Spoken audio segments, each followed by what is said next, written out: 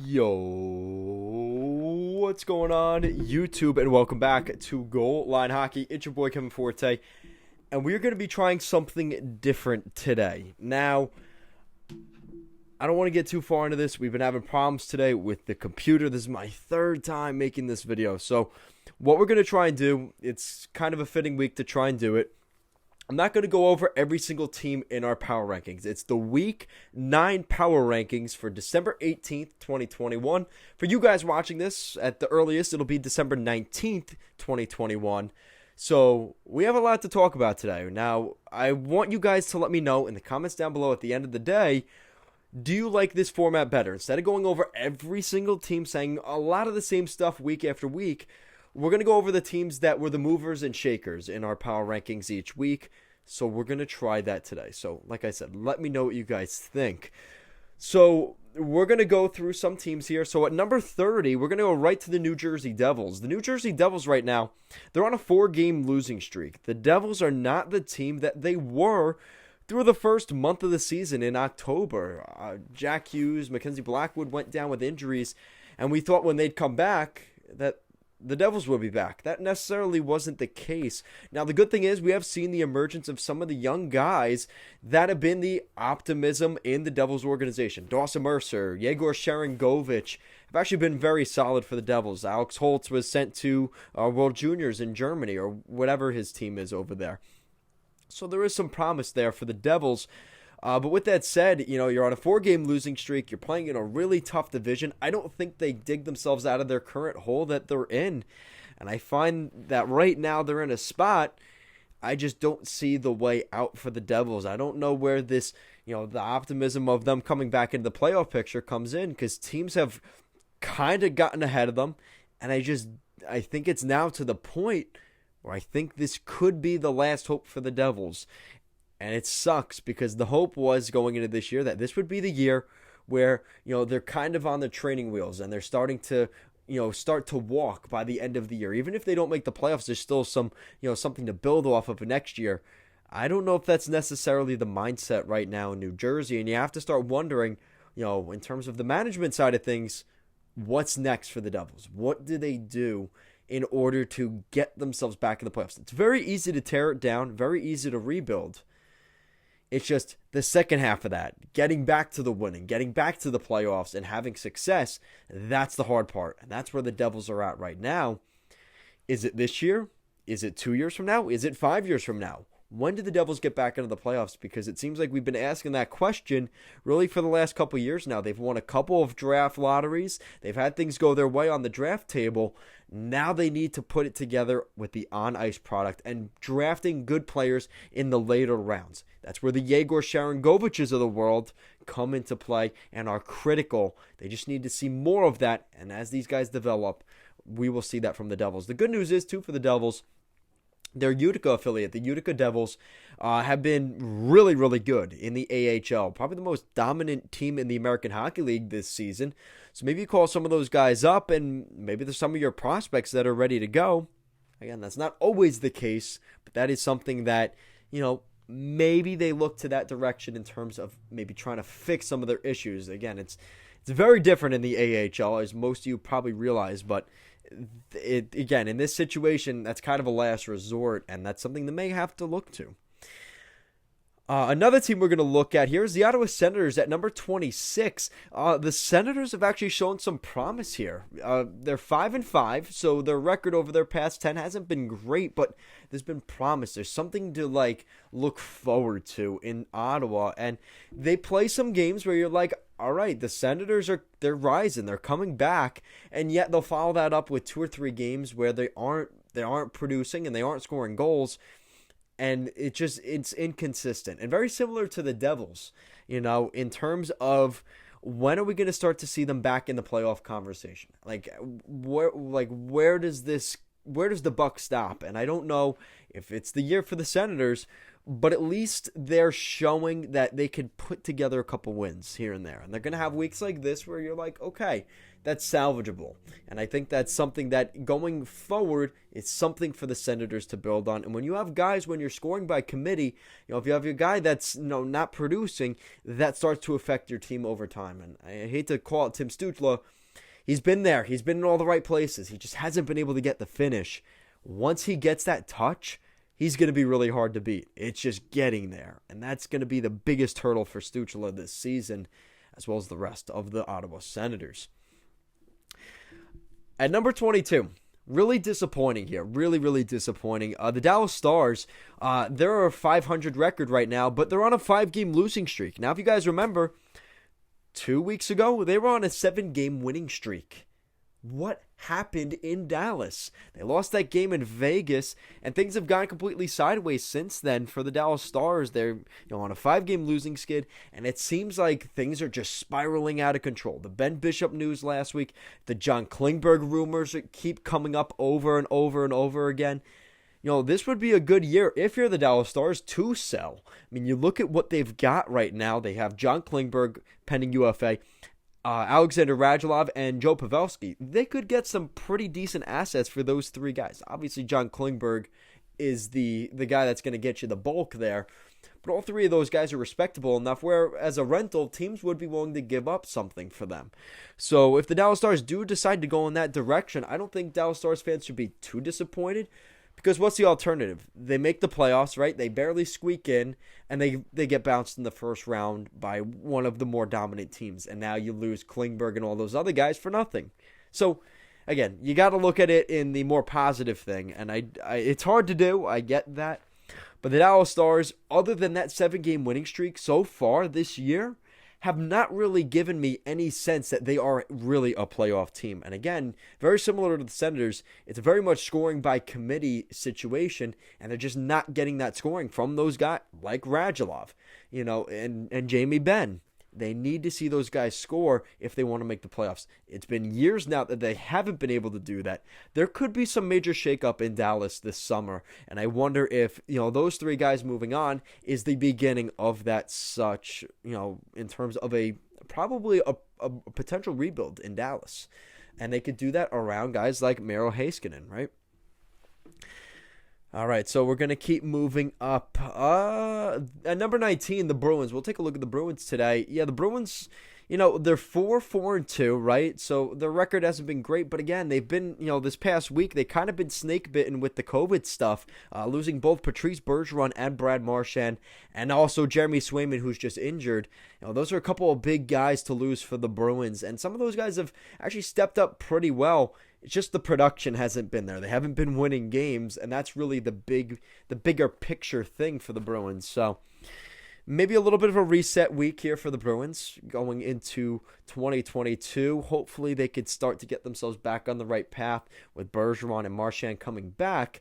But they are not the only team dealing with this. So, you can only give them so much pity because other teams are dealing with the same sort of scenario. But I did account for that for the Bruins. I wasn't going to make them take a huge hit, especially with all the, the roster situations they have going on.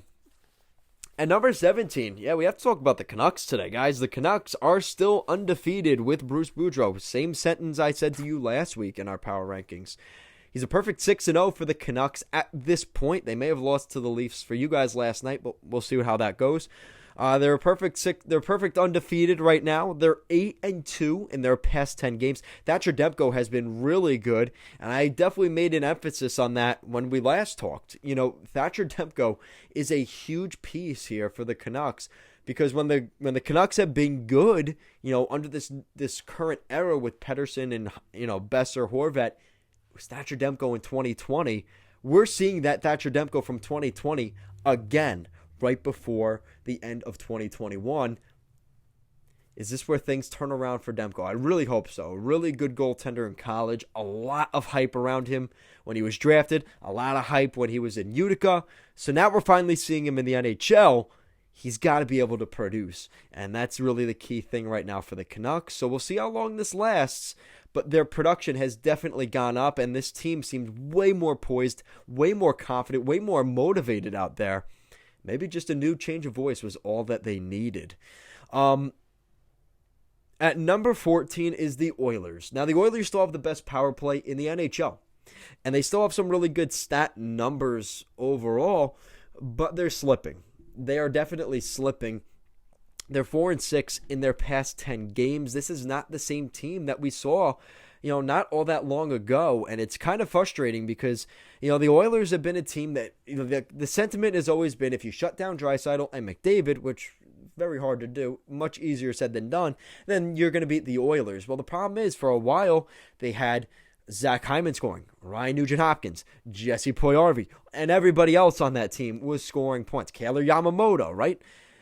So that's no longer the case. It's a much more balanced, it's more balanced, but the problem is, again, they're not getting that secondary and tertiary scoring, and it's kind of led to the Oilers' collapse over the last 2 weeks. Now, the goaltending hasn't been great either. I wonder if this is enough for Ken Holland to kind of press the button on saying, we need a goalie right now. Because through the first part of the season, they were a really good team in our power rankings in particular. They were a top 5 team consistently in our rankings. And then Mike Smith goes down. And now, all of a sudden, it seems like it's catching up to them. So, that's something they need to address. Stuart Skinner and Mikko Koskinen not necessarily getting it done right now. And if they had just competent average goaltending, they would be okay. And they aren't getting that right now. Okay. At number 11, the Blues. I want to talk about the Blues today. The Blues have been good. I mean, again, same kind of storyline here, but, out of the 3 teams early in the season, the Senators, the Islanders, and the Blues that had COVID, they have handled it the best.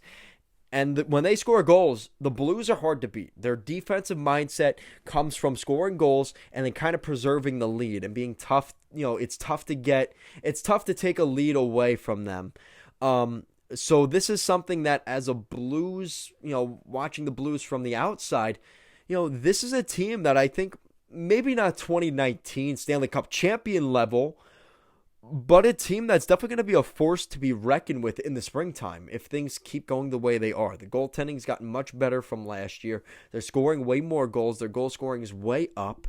So, that's something for them to say, you know what? This is something we can build off of. And I think the Blues realize that they don't have to have the best stats everywhere. I mean, you look at their power play, 3rd best power play in the NHL right now. That's impressive.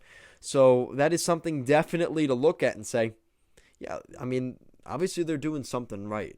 So, yep, there we go. There's the Blues. And number 10, breaking into the top 10, the Nashville Predators. The Nashville Predators, 8-2-0 over their past 10 games. They currently hold the longest winning streak in the NHL at 7 games. They're on a 7-game streak here. They have been really good overall. They aren't really, really sexy in any of the power play or penalty. They're not specialists in any of those categories. Yet they find ways to get the wins. David Rittich, UC Saros in between the pipes, a great tandem for the Preds this year, and they're winning games because they're able to get that depth goal scoring that we've been talking about a lack of for the teams we have already talked about. So that's been key. That's been really key for them. Getting some guys healthy, getting some guys to just produce at a normal clips, and the Predators are finding ways to win games finally. And listen, I gave a lot of heat to John Hines. Things are looking pretty good right now for the Nashville Predators. You have to give credit where it's due, and that's really, the Predators kind of, very quietly have kind of been sneaking their way up recently, and now they're finally getting the recognition they deserve this week. At number 8, the Pittsburgh Penguins, really productive too. They have the 2nd longest winning streak in the league, a 6-game winning streak. How things turn around under Sidney Crosby. It's got to be to the point where you can't be surprised by it anymore. They've picked up 8 points in their last 10 games, 15 out of a possible 20. I mean, what's new? It's Pittsburgh, right? This is a Crosby-led team that they get the depth production and good goaltending, which Tristan Jarry and DeSmith have been very capable of here in the month of December in particular. And the Penguins are streaking. They're doing well. And I think this is something that, as a Penguins fan, you have to be pretty, excited about. They still hold the best penalty kill in the league. They also hold the third lowest in terms of goals against per game. So a team that everybody is kind of ribbed on is not having great defense, not the best goaltending, not really changing anything in the offseason, including myself. They're putting up some pretty impressive stats. So you definitely have to give credit there. And there you go. There's the Penguins. So good stuff. At number 5 is the Minnesota Wild. We're going to go over all of the top 5 teams here. The Minnesota Wild at 5, 7-2-1 in their past 10. They are on a 3-game losing streak. Again, kind of similar to Dallas last week. They were on that nice big winning streak. They lose a couple games, and you're like, what's going on? What's happening? And I think for the Minnesota Wild, it's more optimistic than Dallas because throughout the entire first portion of the season here, they have played well. But they're just going through a little stretch here. So the key is they need to snap that losing streak because the longer that goes on, it just wears on you. And especially in Minnesota, the expectations are high for the Wild this year. It's also going to hurt the confidence and the trust from management in Bill Guerin. He's not going to bring in another depth center, or for that matter, another center in general, if they don't continue to be a team that is seen as a playoff team. Because if they're a playoff team and all of a sudden they drop out after they bring in Tomas Hertl for a first or whatever, Guerin looks like a fool. He's not going to do that. So I think it's important that the Wild just stay on track. You can't go 10-0 every little stretch here. You can't have 10-game winning streaks all the time. It's not how this works. So lose a couple games, that's all right. Pick it up. This is a young team. I'm not really that concerned about the Wild. I think they are going to be just fine. They have great goaltending, so I'm not really all that worried. At 4, the Carolina Hurricanes, again, similar story. They aren't on that big 8, 9, 10-game winning streak. Somebody's really talking about them, but they're still definitely a top 5 team. You look at their defense, defensive stats, really good, very similar to the Penguins. Their penalty kill second best in the NHL, only behind the Pittsburgh Penguins. They have the best goals against per game, the lowest goals against per game. That's first in the NHL. So the Hurricanes are doing something right. Their goaltending, their penalty kill, they find themselves in some really elite company to start this year. At number 3, the Washington Capitals, a very different tale for the Capitals. You're looking at their goaltending. No Vezina candidates here from Samsonov or Vanecek, but they're good defensively to where they could win games, and they score a lot of goals. So that is really promising for the Capitals. They are at the top of the Metro right now, in my opinion. And I think they are the team to beat. They've been very consistent. They've had some lapses, here and there, but they find a way to win even in their weakest games, like that game a couple weeks back against the Sabres in a shootout. You got to win some of those nasty games sometimes, and that's really where the Capitals have been throughout this year. And here they are. So good stuff from the Caps. At number 2, again, the Lightning strike back again. At number 2 is the Tampa Bay Lightning, and this doesn't surprise anybody probably. The Lightning are really, kind of the team in this division that probably worries you the most. You're scared of the Leafs, obviously, but the fact that the Lightning are a team again in the top 5 of our power rankings, they've been as hot as they've been really since Halloween. They have been one of, if not the hottest teams in the league. 7-2-1 in that stretch, a 2-game winning streak. The Tampa Bay Lightning are back, and some of those young guys that we've seen develop over this year are really starting to come into their own. John Cooper has done a great job, and honestly, nobody's going to talk about this, but he could be in the conversation for Jack Adams because of the way he has rebuilt that bottom 6 and used what Julien Brisebois has given him and turned them into competent bottom 6 forwards that can produce and play good defensively. And here they are. Here are the Tampa Bay Lightning. They are back. And that means at number 1, it's the other blue and white team in the Atlantic. No surprise here. This is the second or third time they are number 1 in our power rankings this season. It's the Maple Leafs. Same record as the Lightning here over this little stretch, 7-2-1, 2-game winning streak. The thing about the Leafs is that's different is they're winning games that you wouldn't expect them to win. They're able to win the shootout marathon, 6-5 wins, but they're winning games in terms of beating teams at their own game. And I think that says a lot about the growth, the maturity, and the continued development of some of the guys on this team. We're seeing Marner score goals. Nylander, Matthews, Tavares, they're all the big boys are scoring. There's not really much you could complain about. Obviously, Peter Mrazek coming back healthy. Huge addition for the Leafs and kind of takes a little bit off the shoulders of Jack Campbell. And we're seeing the Leafs, through some adversity to start the year, right where they want to be. Right toward the top of the NHL standings, and a team that is going to be a force to be reckoned with in the springtime. And that's it for the Leafs. Nobody wants to talk about the Leafs because at the end of the day, it's, nobody wants to talk about how good the Leafs are because it's, okay, let's see how they do in the playoffs. Let's see how they do in the playoffs. That's it.